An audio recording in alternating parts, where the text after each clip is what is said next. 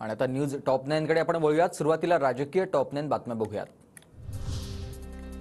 अशोक चव्हाणांचा आजच भाजपमध्ये पक्षप्रवेश। फडणवीस बावनकुळेंच्या उपस्थितीत पक्षप्रवेश होणार।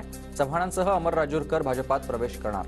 पक्षप्रवेशानंतर फडणवीस चंद्रशेखर बावनकुळे यांची पत्रकार परिषद होईल। अशोक चव्हाणांच्या पक्षप्रवेशासाठी भाजप कार्यालयात जोरदार तयारी। देवेंद्र फडणवीस चंद्रशेखर बावनकुळेंच्या उपस्थितीत पक्षप्रवेश होणार।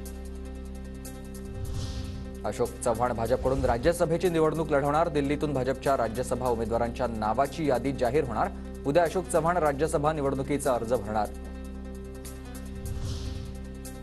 मोदींची उपलब्धी मान्य केलीच पाहिजे। मोदींच्या काळात देशात मोठे प्रकल्प उभे राहिले। राजीनाम्यानंतर अशोक चव्हाण यांची लोकमत वृत्तपत्राला मुलाखत। पक्षात मनमानी कारभार, आंदोलनाची वेळ असताना पक्षांतर्गत प्रशिक्षण सुरू। मुलाखतीतून अशोक चव्हाणांकडून नाना पटोले यांच्या कार्यपद्धतीवर देखील रोष व्यक्त।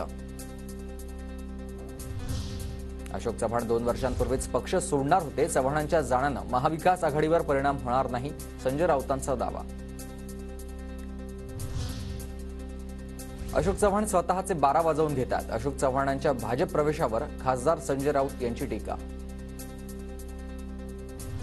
अशोक चव्हाणांमागे तपास यंत्रणांचा ससेमिरा लावण्याचं काम सुरू झालं होतं, विजय वडेट्टीवारांचा दावा। इतर पक्षातील नेते पळवून भाजप घरं सजवतोय, वडेट्टीवारांची टीका।